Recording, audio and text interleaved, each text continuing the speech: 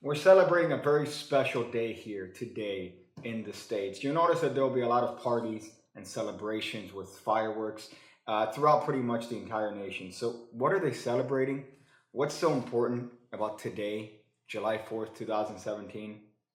Well, today, everyone is celebrating the fact that it marks exactly 1 year since I uploaded my first video.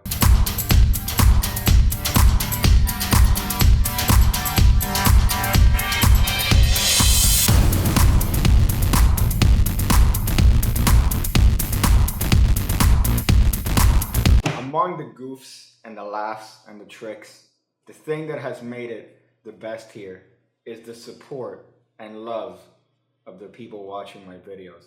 So I have to say thank you, and I hope that I can keep making these videos until I'm pretty much dead or Evan Era decides to assassinate me. And there's also the whole the founding of our nation, all that whole other shit that nobody cares about. So in honor of that, I'm going to be using these Washington D.C. playing cards for today's tutorial. So this is a hot trick you could do to pretty much make sure that everyone at any sort of get together or gathering or party will stay very clear away from you. So this is a hot trick. It might be a different version of a trick that I've already taught before, but it's a good method. It's a good variation, and it allows you to practice your frankly your acting skills here. So this is what we're gonna go with. We're gonna take these wonderful cards out of the box here. Gee, I know there's nothing better than tourist fucking playing cards. So you take these out. You could definitely have the spectator shuffle these. It doesn't matter who handles these.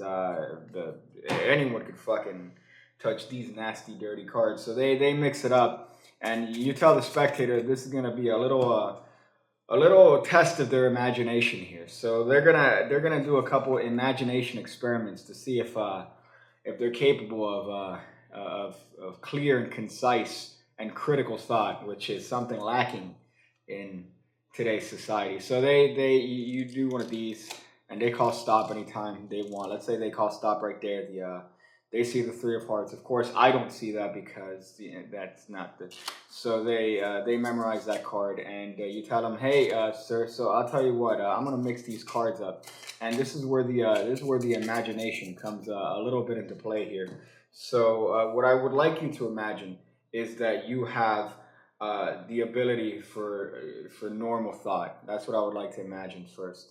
So I'll give you a little while for that. Oh, that's okay, good. So now that you're actually a competent and normal human, sir, could you also imagine taking the card out of the deck? That's right. Imagine touching those cards again. I'm sorry, rummaging through and taking out the card that you're thinking of. Can you do that, sir? Just imagine doing that. That's great, sir. Nobody's ever done that well. Also, I would like you to just name out loud any number between 1 and 20 out here. Just name any number between 1 and 20. Let's say they named the number 10. You go, that's fantastic, sir.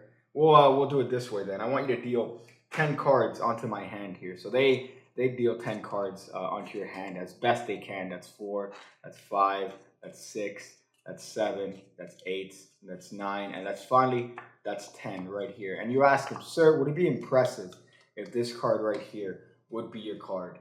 And they go, yeah, man, that'd be crazy. I just named that number freely. And you go, well, this is where you definitely need the normal thought, because remember, you took your card out of the deck. That's the imagination bit, you dumb cunt. So you took your card out of the deck. You're holding your card in your other hand. So do me a favor, sir. What I would like you to do is imagine putting the card that you're thinking of right here on top of this card, face down. I didn't want to see the three of hearts, you dumb. Whatever, we'll leave it face up. So you've imagined putting that card now. It's face up there. I'm gonna square this up over here. So we're all good. So if your imagination, sir, has come to life here, then you should have put that card at that number.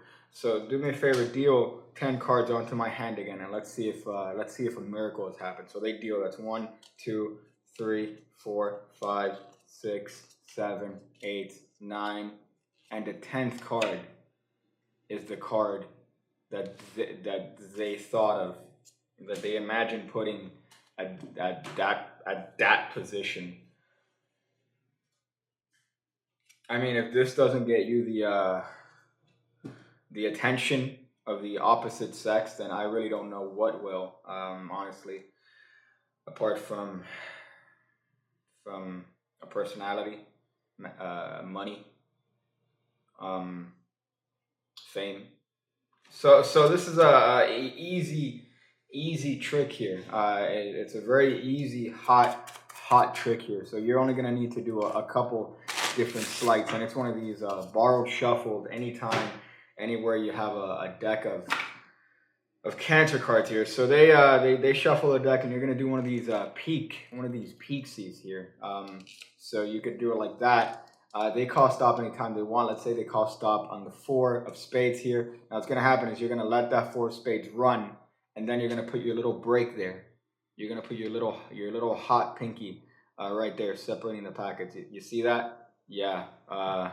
Slap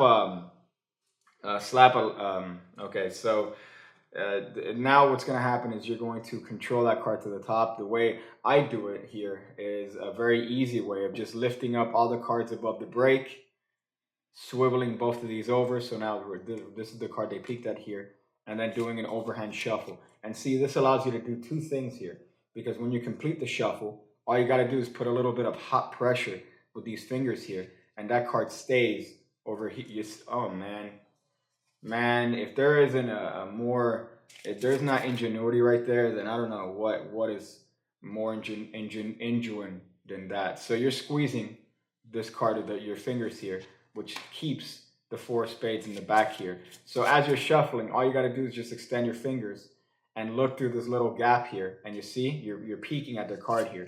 So you peek at their card and you remember their card later, because you're gonna hit them with a little bit of a surprise, a hot surprise later on in the trick. So you want to peek at that card as you're shuffling right there.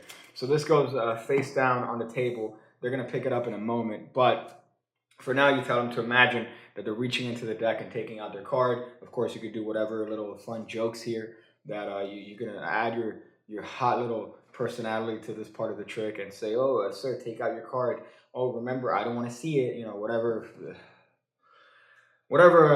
you've seen other magicians do here. So then you tell them to name any number between 1 and 20 here. The reason for that is because you're going to deal to that number twice. And if they name, for example, 37, you're going to deal to 37 twice. And I don't think anybody would keep that attention span, much less a spectator that has actually volunteered to watch you do a card trick here. So you does say they named the number 10 here for the sake of brevity. So they deal 10 cards to your hand here. And if you've noticed cleverly, the first card to deal to your hand is going to be their card, the 4 of spades. That's going to be helpful in a bit here, because you're doing pretty much a variation of a really old force that goes all the way to the 202 forces of ways of forcing a card. I think Animan, if I'm not dying slowly. So they deal this card to your hand first, and they're going to deal 9 more cards, because whatever number they name. So that's 2, 3, 4, 5, 6, 7, 8, 9, 10. And here, not only do you commemorate the spectator for being able to count so high, but here you also ask them if it would be an amazing trick if this happened to be the card that they're thinking of. And usually what could happen here is that they would forget that you went through the little bit of them removing the card. So they'll say, yeah, that'll be amazing. And then you can hammer in how retarded they are, because they technically took their card out of the deck. They imagined themselves taking their card out of the deck. So there's no way that this would be the card because the card's not even in the deck. It's the imagination. So this provides you the necessary cover you need to do a half pass. So a half pass is pretty much you're just going to be reversing this bottom card.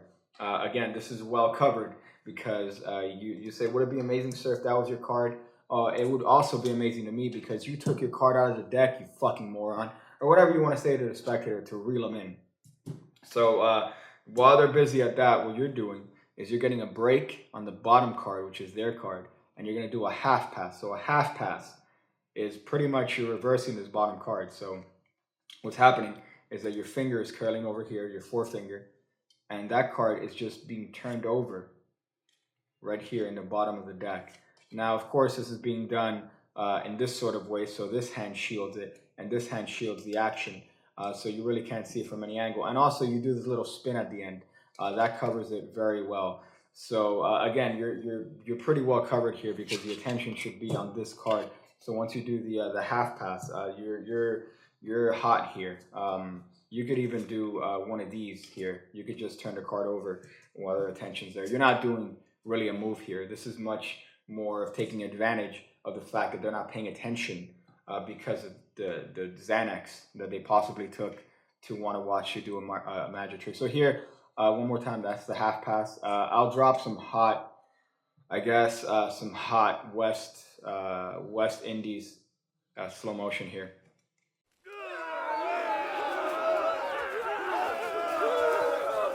And smash that like for that production value here. So you said do all the things for that. That's no other channel does that hot production value here. So now you have their card reversed in the bottom, and because you've already peeked at it, you could tell them, again, remember this card goes on top here so that when they count to 10, this card is the 10th card. So you tell them that you would like for them to imagine them taking their card and putting it on top of this half over here. So they do that, and then you go, no, do it face down. I didn't want to see, and you name whatever card you peeked at here. So you say, I didn't want to see the 4 of spades. You know what? Whatever. So, of course, that hits them with a little punch because, it's kind of cute. You say, oh, why'd you put the 4 of spades face up? I could see it. And that hits them because they're like, oh, wow, he knows my card. So this imagination bit must be working.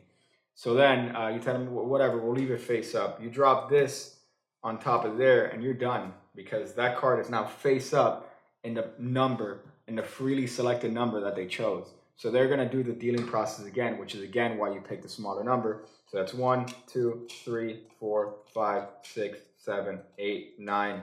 That's the 10th card or whatever number they picked. And they spontaneously ejaculate at that point. If not, then you would have fooled them with a clever imagination card trick bit. So that's a hot trick. It's not really a lot of work apart from the half pass. But again, the half pass is well covered by the clever misdirection here.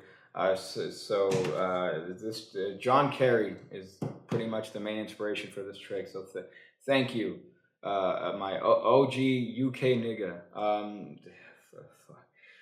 So do all the things. 1 year, yeah, thank you. 1 year, dogs. I'm gonna go figure out different ways to not be tempted.